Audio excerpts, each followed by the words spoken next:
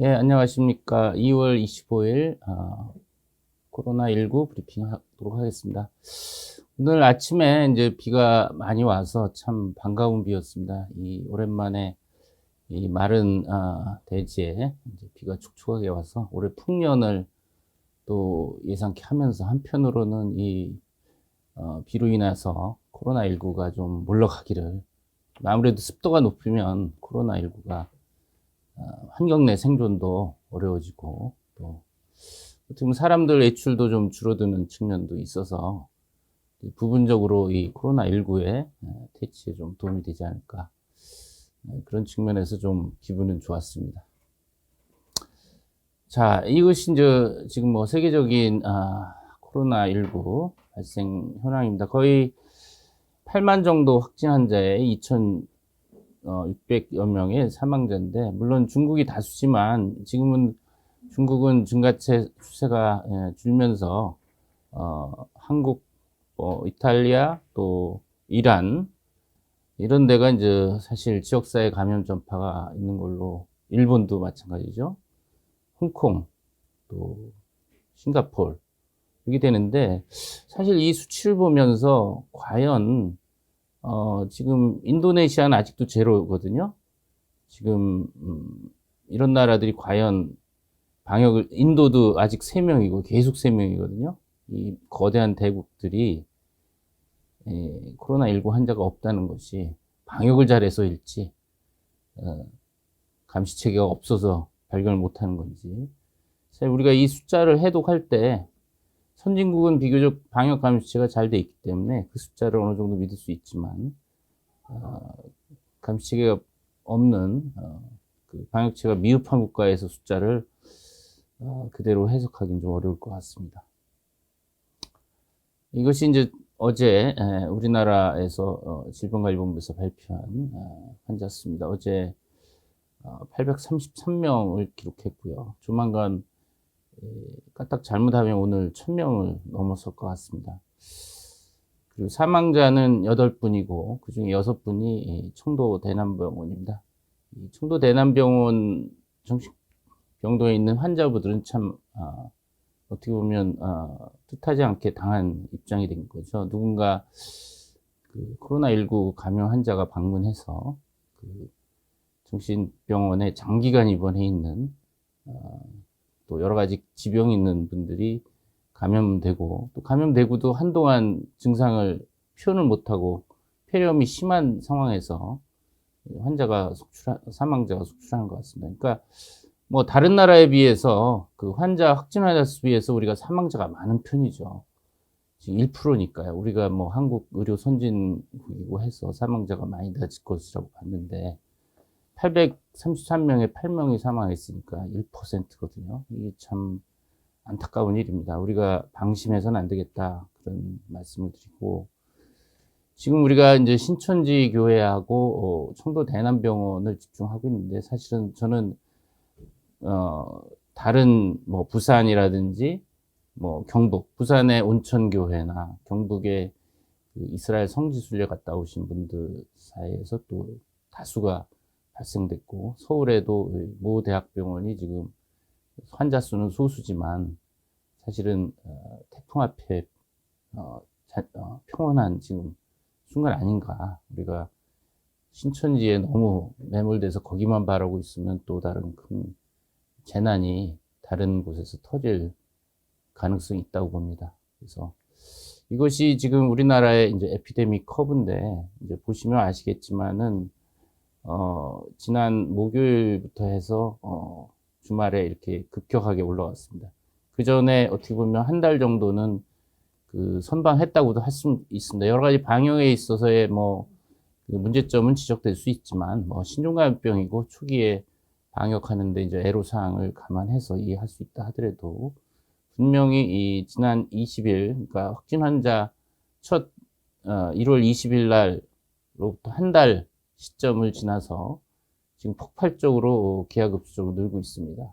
이 얘기는 지금 보면은 뭔가 특단의 티핑 포인트가 있지 않는 한은 계속 환자는 늘 것이고, 이것이 정점을 향해서 치닫는데, 정점이 3월이 될지 그 이후까지 계속 올라갈지. 우리가 어제도 말씀드렸지만 지금 의료 시스템의 서지 캐퍼시티, 최대 허용 그 한계치를 넘는 상황에서는 의료 체계에 그 콜라테럴 데미지로 큰 문제가 있을 수가 있는데, 어제 뉴스에 의하면 대구 경북인가요? 그쪽에서 그 치료받아야 할 환자가 치료를 못 받았다, 그런 뉴스까지 나왔는 그 실정이, 그것이 이 코로나19 대응에 있다 보니까 기존의 응급이나 기존의 환자들을 치료 못해서 길거리에서 떠돌다가 돌아가시는 그런 일들이 지금 벌어지고 있습니다. 이건 뭐 빙산의 또 일각이라고, 소수라고도 말씀드릴 수가 있는데, 더 큰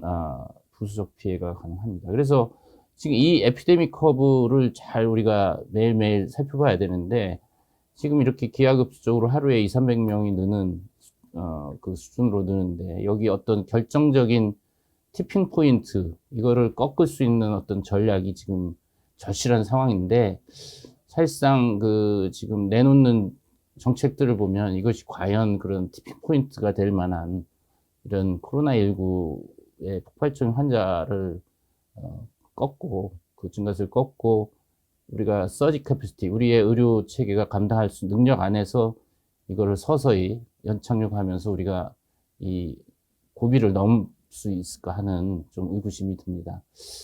지금 어제도 제가 의료 전달 체계를 기존의 그 국민건강 의료 전달 체계와 코로나19 의료 전달 분리해서 1, 2, 3차를 해야 된다, 이렇게 얘기를 했는데, 뭐 그것 자체가 사실 대단한 획기적인 노력과 투자와 협력이 필요한데, 현실에서 보면은 지금 뭐 국민과 의료계와 정부가 합심을 해서, 메르스 때도 민관합동 공동 대응위원회도 구성하고, 거기에 의협과 병협과 전문학회, 복지부가 이렇게 합심을 해서 노력을 해서 한 달여 만에 초기에 우왕좌왕하던 것을 추스리고 6월 뭐 초부터 7월 초까지 집중적으로 해서 한 달에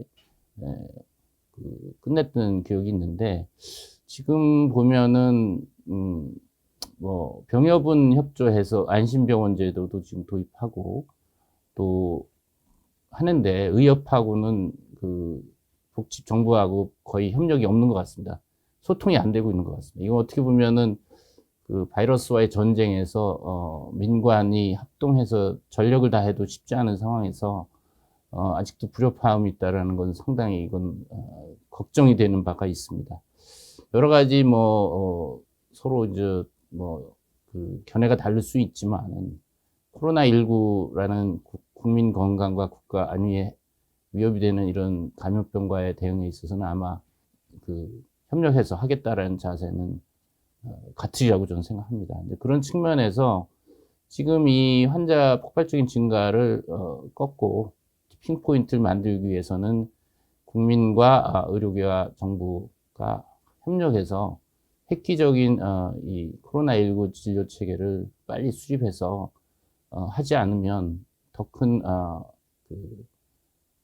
피해로 돌아올 것이라는 좀 생각이 듭니다. 이제 그런 측면에서 저는 이제 항상 이런 바이러스와 전쟁을 지피지기 백전불태라고 하는 손자병법의 그 전략을 전 드리고 싶은데, 이 지피라는 거는 이 코로나19 바이러스의 정체죠. 그 전염 경로, 전염력, 치사율, 뭐 임상 증상, 예방 방법, 뭐 이런 그 병독성, 어떤 연유로 사망하고 또 사망의 고위험군은 어딘지, 이 정체를 파악해야 되는데, 초기보다는 꽤 중국이나 우리 경험을 통해서 코로나19의 정체를 어느 정도 지금 파악하고 있다고 저는 생각합니다. 그러니까 지기는 우리가 갖고 있는 국가의 방역 대응 역량과 보건의료 체계에 그런 시스템이 있고, 또 뭐 좁게는 손 씻기나 마스크 착용이나 뭐 보호구 착용이나 이런 것들이 되겠는데, 이 지피와 지기를 다 해서 우리가 100번 싸워서 100번 크게 낭패를 보지 않는다, 100번 다 이긴다고는 이 손자는 얘기를 하지 않았습니다. 큰 골성 싸나운 꼴은 안 본다, 그런 얘기였죠. 그래서 지금 과연 우리 그 대응이 지피를 제대로 가고 있나 하는 거에 전 오늘 아침 오면서 좀 의문을 갖게 됐습니다. 지금 상당수의 이 조치들을 보면 2015년 메르스 때 경험을 바탕으로 해서 내놓고 있는데, 물론 초기에 환자 수가 많지 않았을 때는 메르스 대응의 그 방법, 확진 환자를 빨리 확진해서 격리 치료하고 그 접촉자 등선을 따라서 접촉자들 찾아서 2주간 격리하는 이런 전략은 뭐 초기에 환자가 많지 않고 유입 환자 위주로 해서 가능했습니다. 지금 이렇게 지역사회 전파 상황에서도 메르스 때 작동했던 그 안심병원, 뭐 안심병원도 나름 좋은 제도긴 하지만 과연 이 코로나19에 최적화된 제도인지는 좀 의문입니다. 이제 안심병원 제도를 또 다시 이번 시스템 코로나19 대응에 하겠다고 나왔는데, 그 내용을 보면 상당히 현장에 그 실현 가능하지 않은 내용들입니다. 물론 뭐 좋은 내용들도 있습니다만서도 그 제가 말씀드린 이 GP의 이 바이러스 특성에 대해서 메르스 정도 수준으로 아직 생각하는 게 아닌가. 큰 차이는 메르스는 병원 위주로 주로 2차, 3차까지만 감염되기 때문에 병원 위주로 감염 관리하고 뭐 강력한 폐쇄와 같은 조치로 그게 그 소멸이 가능했는데, 지금 이 코로나19는 사실 제가 보기에는 일종의 진화된, 더 영리하게 진화된 바이러스, 스텔스 바이러스라고 저는 생각합니다. 왜냐? 증상 시작 전에 잠복기에도 전파력이 있고, 증상 시작도 상당히 애매합니다. 우리가 초기에는 이 코로나19가 폐렴으로 와서, 거의 다 폐렴으로 와서 열과 호흡기 증상이 기침, 가래, 뭐 흉통이 같이 오는 줄 알았어요. 근데 지금에 와서는 이 스펙트럼이 굉장히 넓어서 가벼운 몸살 감기부터 해서 기관지염, 또 폐렴, 심한 경우는 뭐 에크모까지 해야 될 정도의 중증 환자가 다양한데, 지금 문제는 대부분의 환자는 경증이고 80%고 증상 자체가 뭐 근육통, 두통, 뭐 기침, 뭐 열, 이렇게 굉장히 비전형적이기 때문에 의사들이 보고서 알아챌 수가 없다는 겁니다. 더군다나 이 메르스 때는 당시가 6월이었기 때문에, 여름이었기 때문에 열나고 기침하면은 사실 메르스를 먼저 의심할 수 있었고, 또 환자도 많지는 않았습니다. 그러니까 어떻게 보면은 그 방역하기에는 이 바이러스가 그렇게 영리하진 못했던 거죠. 우리가 그 약점을 잡아서 컨트롤하기가 쉬운 상대였는데, 지금은 이 코로나19 바이러스는 스텔스 바이러스이기 때문에 잠복기에 전염력인데 우리는 알 수가 없습니다. 심지어 증상이 시작됐는데도 우리가 이게 코로나19인지를 한동안 모릅니다. 한 며칠이 지나서 열이 나고 폐렴이 돼야 그때서나 의심되기 때문에, 이미 그때는 다른 사람들한테 많이 접촉자가 생기고 전염을 시킨 이후에 우리는 알게 됩니다. 그런 측면에서 지금 이 코로나19의 방역에 어려움이 있는 것이고, 그런 측면에서 이 지금 의료 시스템에 있어서 좀 더 정교한 안심병원만 가지고는 안 된다. 사실 안심병원 제도는 어느 정도 메르스 방역 당시에 어느 정도 틀이 잡히고 나서 환자가 이제 주는 추세에서 그것이 작동을 했기 때문에 성공적으로 된 것처럼 우리가 간주할 수도 있는데, 지금 이 코로나19는 사실 안심병원 이전에 비유하자면 안심의원, 동네 병의원 중에서 코로나19를 안심 또는 선별의원, 이런 것들이 지금 많이 필요한 상황입니다. 지금 계절적으로도 아직은 겨울과 봄으로 가는 초입일에서 환절기에서 코로나19 말고라도 다른 감기 바이러스나 이런 유사 증상이 많기 때문에 의사들이 임상적으로 구분할 수가 없습니다. 지금 뭐 정부에서 내놓는 이 원격 진료라는 것도 이 코로나19 환자를 전화로 증상만으로 구분한다는 것은 대면에서 또 지금 번번이 놓치는데 전화로 구분할 수가 없습니다. 만약 전화로 구분해서 코로나19가 아니다 또는 이다 이렇게 할 수 있다면 얼마나 좋겠습니까? 뭐 만약에 괜찮다고 했는데 그 환자가 코로나19로 증상이 악화돼서 돌아가시긴다 한다면 이건 큰 문제가 될 수밖에 없습니다. 이 코로나19는 대면 진료해서도 임상 증상으로 알 수가 없고 이 확진 검사법, PCR, RT-PCR법을 현장에 다 배포를 해야 됩니다. 그렇게 하기 전에는 이거 의사가 그걸 구분할 도리가 없는 그런 실정이기 때문에 제가 서두에서 좀 길게 말씀드렸지만 이 환자가 폭발적으로 이 증가하는 추세를 보면 뭔가 티핑 포인트가 될 만한 획기적인 전략을 내놔야 된다. 그것이 과감하게 내놓고 전폭적인 투자를 하고 민관이 협력해서 머리를 맞대고 지금 어려움을 딛고 내놓기 전에는 이 증가 추세를 꺾기가 쉽지 않을 거다. 몇 가지 지금 뭐 대구에서 경북지에서 열과 호흡기 증상이 있는 28,000명을 2주에 걸쳐서 진단을 하겠다고 확진 검사를 하겠다고 이제 대책도 나왔는데 사실 그것이 뭐 바라는 바와 그것이 목적이 어떤지 그것도 좀 이해가 좀 안 되는 부분이 있습니다. 어쨌든 간에 이제 서두에서 제가 말씀드린 요체는 이 코로나19라는 우리의 적은 영리하다. 스텔스 바이러스다. 우리가 거기에 맞는 어떤 획기적인 티핑 포인트가 될 만한 전략을 지금 적용해야 되겠다. 그런 말씀을 드립니다.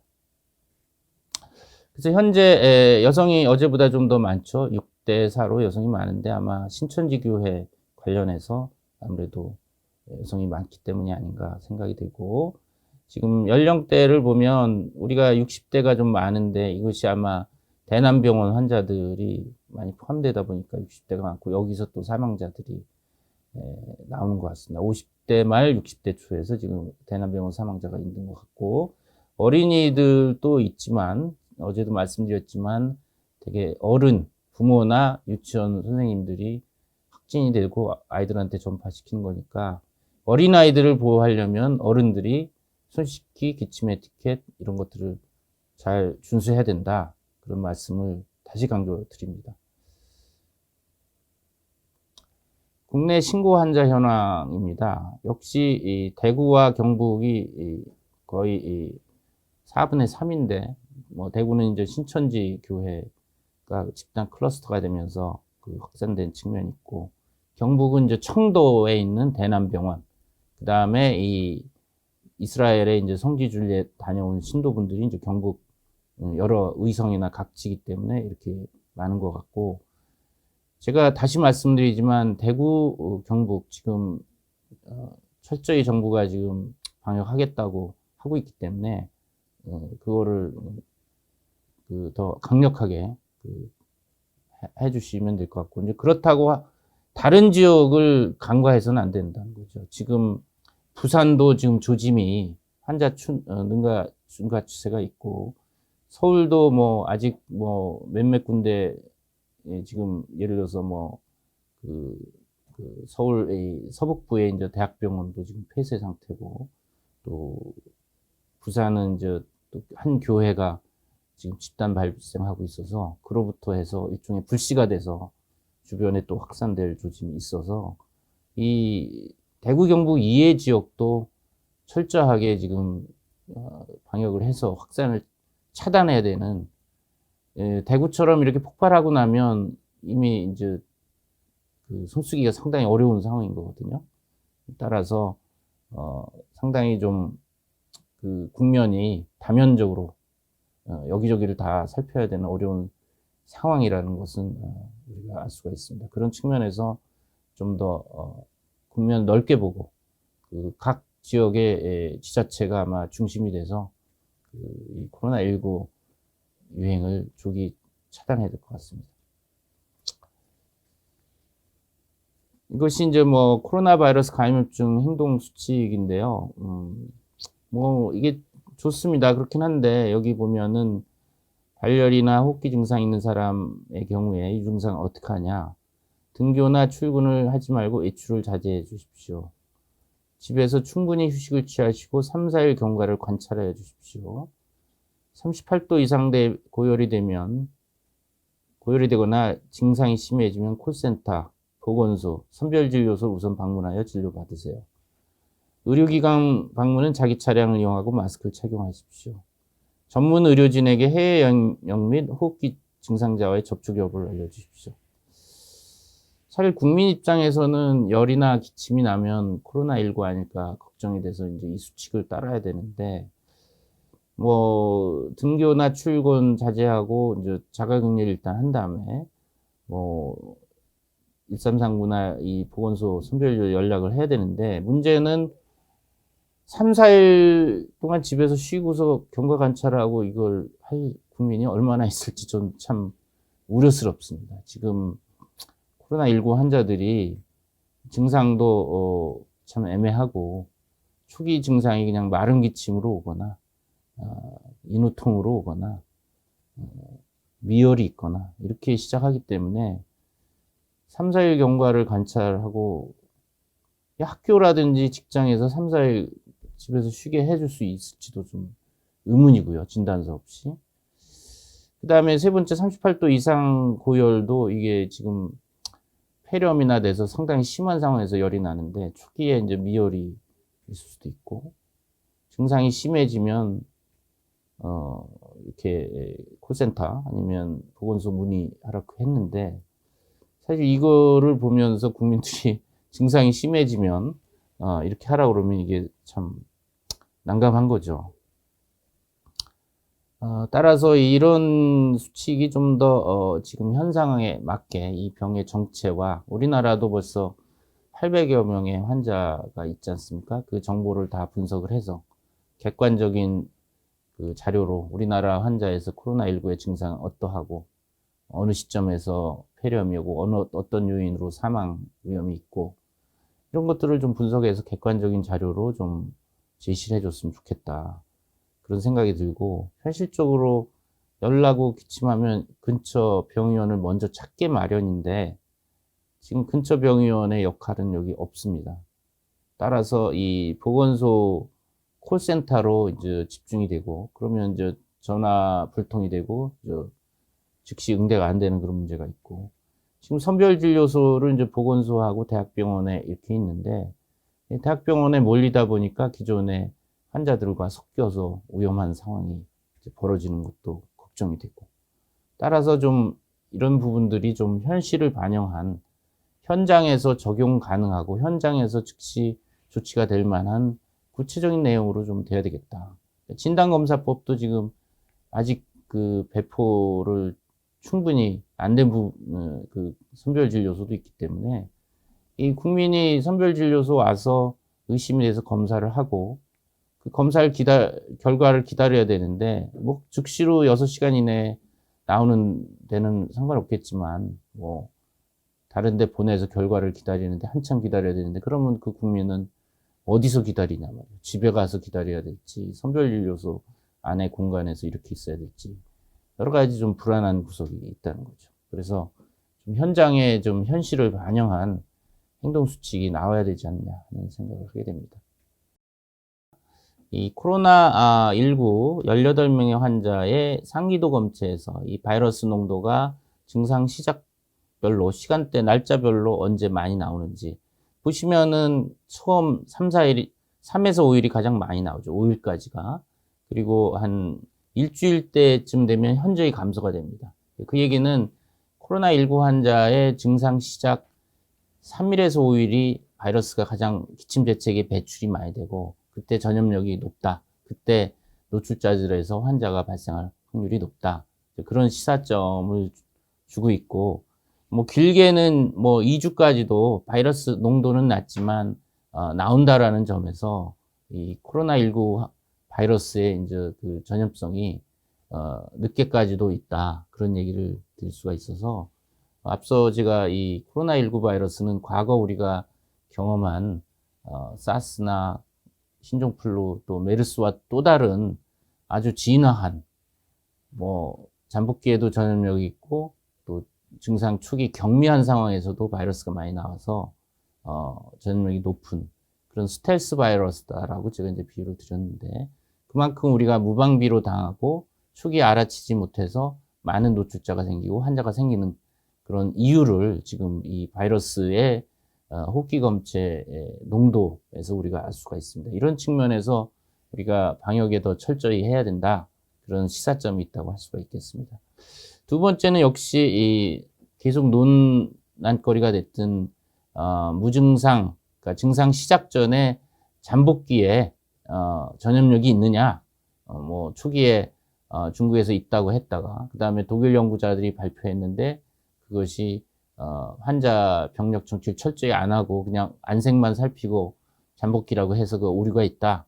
그래서 이제 그거 정정하고, 그렇지만 그 이후에 지금 Journal of American Medical Association, 이것은 미국 의학협회지에 이제 실린 우한 거주 한 20세 여성이 우한에서 이제 다른 안양이라는 시로 1월 10일 날 여행을 했습니다. 제일 위에 있는 페이션트 1이 인덱스 페이션트입니다. 이 우한에서 감염이 돼서 이 안양으로 가서 그쪽에 있는 가족 5명을 접촉을 하면서 이 가족 5명한테 이제 전파를 시킨 건데, 여기 보면은 요 빨간 점이 PCR 확진 이고, 이 파란 점은 PCR 음성입니다. 그리고 이 주황색, 오렌지색 점은 증상 시작 전입니다.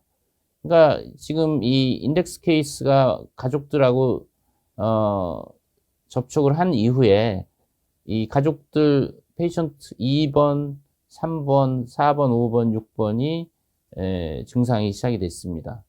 그러니까 이 접촉은 여기서부터 시작이 된 거죠. 이 지금 여기 앞에 10일부터 13일까지 접촉을 하고, 나머지 환자들이 먼저 증상이 시작됐어요.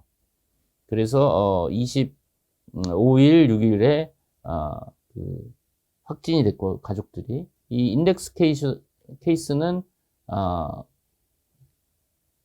여기에서 이제 지금 28일 정도에 이제 확진이 된 거죠. 이분이 이제 다른 사람을 접촉한 적도 없고 이 가족들밖에 접촉력이 없기 때문에 우한에서 일단 그 감염이 돼서 잠복기에 쭉 있다가 이 안양에 와서 5명의 가족한테 전염을 시키고, 이 각각 증상 시작되고 확진되고, 본인은 26일 날 검사를 했는데 음성이고 27일 날, 28일 날 양성이 나왔죠. 그래서 이것이 이제 그 잠복기에 전염력이 있다라는 것을 이제 보여주는 그런 하나 이제 사례로 이제 논문이 나왔습니다. 그래서 뭐 잠복기 상황에서도 우리가 주의를 해야 되기 때문에 우리가 좀 더 마스크나 손 씻기를 증상이 없다 하더라도 평상시에 쭉 해야 되는 하나의 이제 이유가 되겠습니다. 그 다음에 이제 이거 란셋 레스피레이터리 메디신에 발표된 우한의 진인탄 병원 중환자실에 입원한 코로나19 폐렴 환자, 좀 중증의 52명 환자를 분석을 했습니다. 지금 이제 뭐 아시다시피 대부분은 경증이고 80% 정도는 크게 심각한 예우는 없지만, 중증 환자와 또 사망 환자에 대한 관심이 많고, 그 중증과 중증 환자의 치료로 사망자 수를 줄이는 것이 굉장히 중요합니다. 52명의 폐렴 위중한 환자 중에서 평균 연령은 60세입니다. 역시 고령자가 중증으로 가는 것이고, 남자가 67%로 2대1로 많습니다. 40%에서 이제 만성 질환이 있었고, 이 중증 환자에서는 열이 98%니까 거의 대부분 있죠. 사망률은 61.5%, 62%입니다. 그렇기 때문에 이 중증 환자에서의 집중적인 치료가 지금 사망자를 줄이는데 핵심이어서 중증 환자의 이제 치료 그 가이드라인이라든지 치료에 대한 준비가 지금 필요한 상황입니다. 그리고 이제 생존자와 사망자를 비교를 했더니 사망자는 고령자라는 거죠. 65세 평균 연령, 그 다음에 생존자는 52세. 급성 호흡기 압박 증후, 호흡 부전이 있는 경우 사망자가 더 많이 나왔다는 것이고요. 또 인공호흡기 장착하는 경우에 또 사망 확률이 높다. 뭐 그런 얘기입니다. 그다음에 이제 이 코로나19가 주로 폐렴, 폐 손상을 일으키지만 이 전신의 여러 장기, 콩팥이라든지 심장, 간 기능 손상도 일으키고 또 기흉 2% 기흉이 있었습니다. 그러니까 이 코로나19가 폐를 통해서 일단 폐렴을 일으키고 혈액을 통해서 전신의 주요 장기의 기능 손상을 일으키는 다장기 부종까지 일으킨다는 얘기죠. 그런 측면에서 이 중증 환자를 어떻게 우리나라에서도 중증 환자를 빨리 선별해서 집중 치료함으로 해서 상태 악화를 막고 사망 위험을 줄이는 이런 그 치료에 대한 시스템을 빨리 완비할 필요가 있다고 생각이 됩니다. 이상 제가 준비한 자료는 이상 말씀드렸습니다. 혹시 질문이 있으면 받도록 하겠습니다. 네, 아까 교수님 잠깐 일반 환자의 의료 전달 체계 문제점들이 드러나고 있다고 말씀 주셨는데요. 실제로 어떤 문제들이 일어날 수 있는지 예를 들어서 좀 설명해 주시겠어요?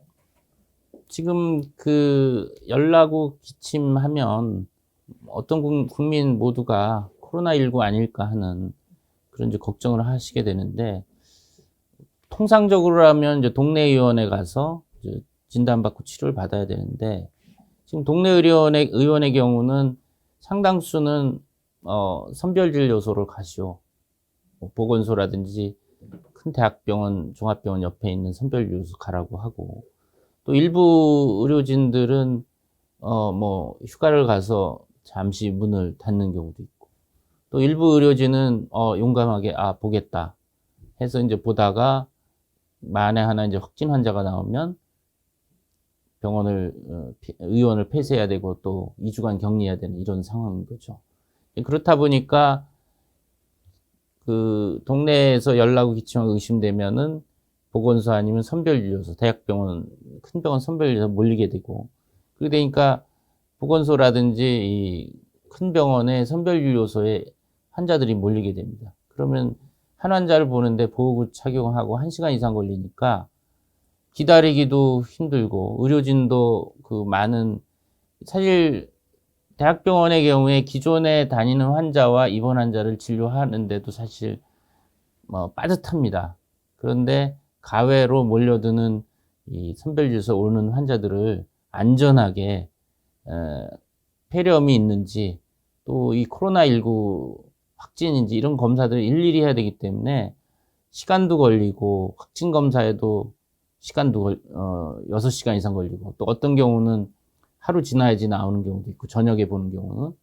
그렇기 때문에 이중고입니다. 국민도 고통스럽고, 지금 안심병원이라는 제도도 내놨지만은 거기도 보면은 뭐 그 폐렴 선제 격리라든지 의심되는 경우를 입원시켜서 격리 해제 기준이 될 때까지 격리시키고 있으라고 하는 건데, 지금 대학병원들이 뭐 국가 지정 음압 유지 격리 병상처럼 음압 병상을 충분히 갖고 있는 것도 아니고, 그런 빡빡한 여유분이 병상열도 없고 음압 병상도 소수입니다. 그러니까 이런 코로나19 환자들을 입원시켜가지고 또 확진하고 뭐 좋아질 때까지 이렇게 입원시킬 여유분이 없습니다. 현실적으로.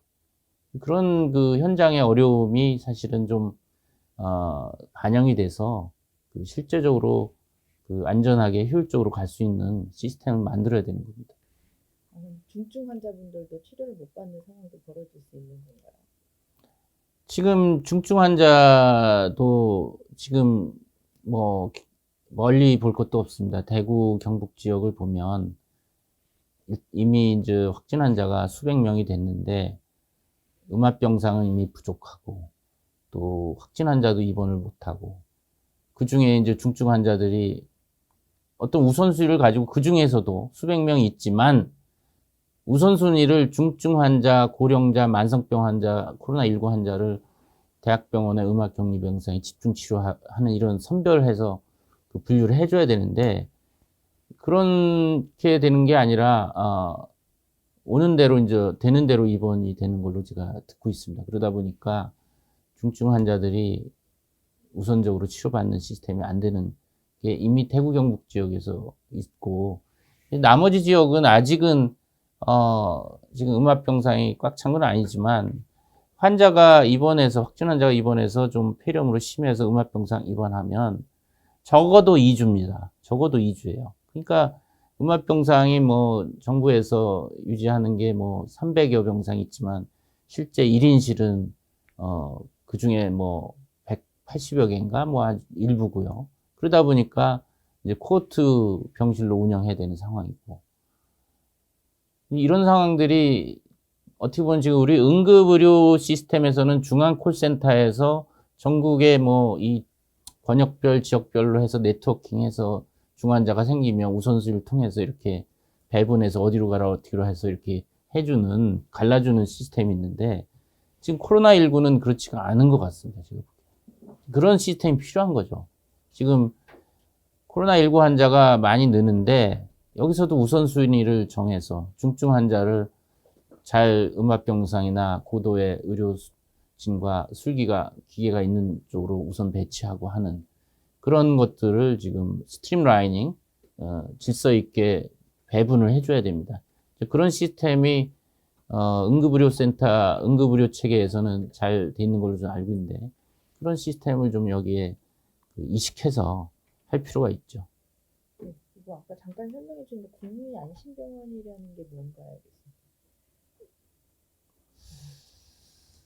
국립안심병원이라고 해서 이제 메르스 때 이제 메르스 환자와 이제 기존의 호흡기 환자 이제 구분해서 안전하게 진료를 분리해서 하자고 해서 그때 어떻게 보면은 효과가 있었습니다. 물론 이제 그때는 여름이었고 또 메르스가 어느 정도 병원 감염이어서 그걸 통제하면서 환자 수가 많지 않아서 어떻게 보면 잘 기능을 했었던 걸로 생각이 됩니다. 근데 지금 그때 이제 경험을 바탕으로 이제 국민안심병원 제도라는 그 제도를 이제 정부에서 발표를 했습니다. 코로나19 국민안심병원 운영 지침이라고 해서 며칠 날 나왔는지 모르겠으나 최근에 나온 것 같습니다. 거기 보면 호흡기 환자, 그러니까 열나고 기침하는 호흡기 환자를 병원 방문부터 입원까지 전 진료 과정에서 다른 환자와 분리하여 진료하는 병원 체계 구축, 복지부와 병원협회 협력하여 공동관리, 이렇게 돼 있습니다. 그러니까 어제도 제가 말씀드린 기존의 의료 체계와 이 코로나19 의심 의료 체계를 분리해서 병원 단위에서 안전하게 운영하겠다라는 것입니다. 근데 제가 이제 말씀드리고자 하는 거는 메르스 때와 달리 지금 이 메르스보다 이제 코로나 의심 환자, 확진 환자 훨씬 많습니다. 그렇기 때문에 이 안심병원도 필요할 수 있지만 사실 지역사회에 어제도 말씀드린 코로나19 전담 치료의원에서 안심의원이죠. 어떻게 보면 안심의원. 아니면 선별의원. 1차 국민 가까이에 그런 선별하는 1차 의원을 세팅하고 그 다음에 이 안심병원이 같이 가주면은 역할 분담을 해서 스무스하게 갈 수 있습니다. 근데 지금 안심병원에 다 몰리게 되면은 메르스 때와 분명히 다르다는 거죠. 지금 그 환자 수라든지 양이라든지 지금 계절이 아직 2월입니다. 그렇기 때문에 제가 또 누누이 얘기하지만은 신종플루 때 사스 경험으로 신종플루 대응하기 어렵고, 메르스 때 초기에 신종플루 경험을 바탕으로 하다 보니까 또 오류를 범했고, 지금 코로나19 상황에서 메르스 경험을 갖고 초기의 대응은 비교적 그걸 이용해서 잘 했어요. 결과적으로. 근데 지금에 와서는 그걸 메르스 경험 방역 지침대로 고집하다 보니까 지금 이렇게 또 커진 부분도 있거든요. 안심병원도 메르스 때 경험을 활용해서 하는 건 좋습니다. 근데 그 이상이 돼야 된다는 거죠. 이 코로나19의 정체에 맞는 메르스 코로나 바이러스와 이 지금 코로나19 바이러스는 같은 코로나 계열이지만 성격이 다른 거죠. 메르스는 치사율이 높지만 전파력이 떨어지고, 이건 치사율이 낮지만 전파력이 빠르고, 어떻게 보면 더 위험한, 우리가 치사율이 낮다라는 거에 방심을 시키면서 더 전파를 빨라지고 피해자 수는 종국에 가서 더 피해자 수가 더 많아질 수 있는, 그 콜라테럴 데미지는 메르스보다 더 임팩트가 큰 상황이기 때문에 안심병원을 제가 꼭 반대하는 건 아닌데, 1차 병의원 단위에서의 안심의원 아니면 선별의원도 필요하고 이것이 시너지가 돼서 쭉 단계적으로 그 의료 전달 체계가 됐을 때 이게 스무스하게 그 서지 캐퍼시티를 넘지 않는 선에서 이 고비를 넘길 수 있지 않겠냐 하는 얘기를 드린 겁니다. 그래서 안심병원 운영 지침은 복지부에서 그 발표한 바가 있기 때문에 자료를 보시면 될 것 같습니다.